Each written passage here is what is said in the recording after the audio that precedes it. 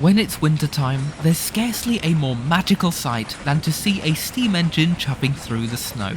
Where better to see that than the Highlands of Scotland? The Strathspey Railway is one of the country's few heritage lines, and special for travelling the paths of not one, but two core rail routes. Let me show you a glimpse into what's left of Scottish steam.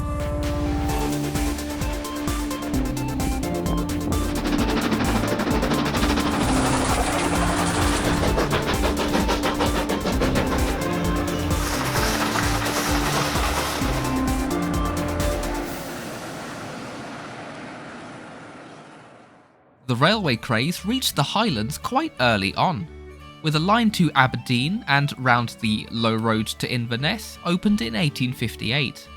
However, Inverness decided that this wasn't direct enough, and so the High Road through the Drummuchta Pass was opened on the 9th of September 1863.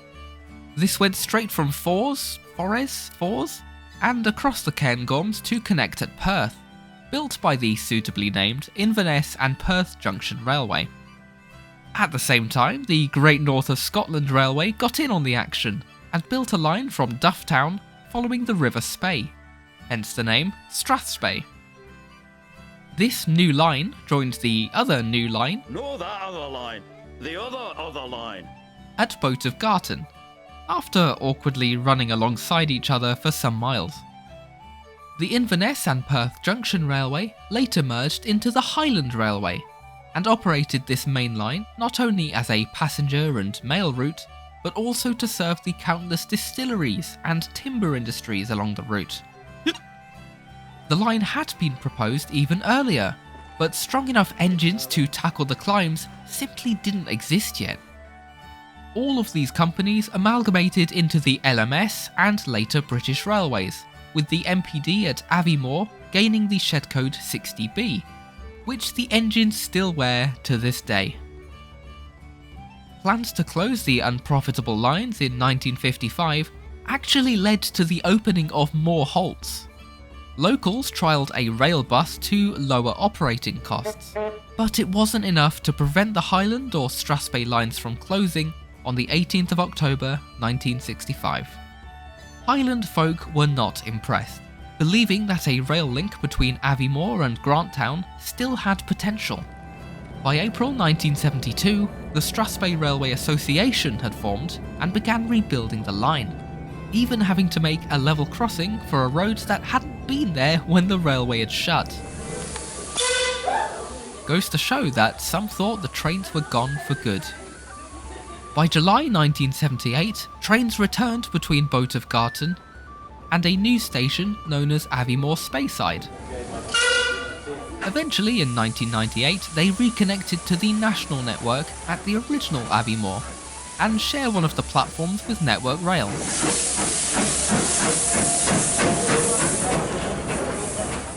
The temporary Speyside station has been kept just in case it's ever needed again. You never know, you might need a station. To the north, the line stretches 10 miles to Broom Hill, which was used as Glenbogle Station in the BBC's early 2000s series Monarch of the Glen. These really are the most Scottish place names you could imagine. Passengers often get confused at Broom Hill because trains sail right through the station and stop at a temporary passing loop just beyond, before reversing back. This is because it's not over yet. The end goal is to extend back to a terminus at Grantown-on-Spey, along a slightly revised route following the old Highland line. Local councils have been more than willing to support this, including phased builds to reroute a major road so that the rail link can be restored. Bridges have been rebuilt, rails donated, but the overall cost and issues with land ownership have stalled plans time and time again. All the while, the railway has had to focus on what it's already got. What do they have? On the loco side, they've got a typical Andrew Barclay tank called Balmenach, and a far less typical one called Briariac. I can smell the comments telling me this is someone's Thomas AU from here. Continuing with the industrial theme, there's 2 austerity tanks, and a whole range of diesel shunters from Ruston, Barclay and BR origins. A nice selection of BR DMUs and classes 26, 27, 31 and 37 add to the mix. I can't count.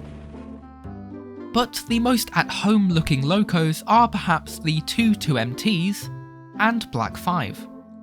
Number 5025 is actually the oldest survivor of the class, being built in August 1934, appropriately turned out currently in LMS Black.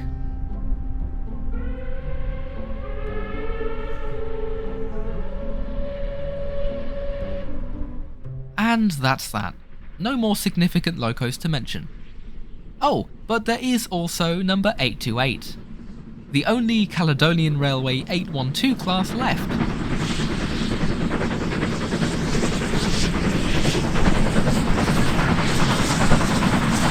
This is easily the Strathspey's most known loco, built in 1899 at St Rollock's Works, and initially being stored in the Glasgow Museum before coming to the Strathspey in 1980. A true Macintosh design, and one that many believe to be the inspiration for Reverend W. Awdry's Donald and Douglas. However, the twin engines was published 3 years before number 828 was saved from scrap, and really the Caledonian twins are based on the modified 652 class. The original Strathspey line is now a walking trail, and the railway follows the Highland line to Granttown instead. I guess the Inverness and Perth Junction Railway was too long a name to bring back. They do still use the original Strathspey loco shed at Aviemore though. The shed for the Great North of Scotland Railway at Boat of Garton has long since been demolished. If you want a proper taste of the Scottish Highlands, steaming past breweries and into the Cairngorms is the way to do it. Perhaps enjoyed from the LNER Coronation observation car that's recently been restored. The best way is to alight by train at Aviemore, or you can park at any of the 3 stations. If you've enjoyed learning about a new place to consider visiting, then please also consider supporting the Strathspey Railway by visiting their website. Also, follow the link in the description if you want to help support this channel. Become a patron and you'll get a bunch of rewards for helping make future videos happen, like these guide rails, which are out on the first Friday of every month. See you next year.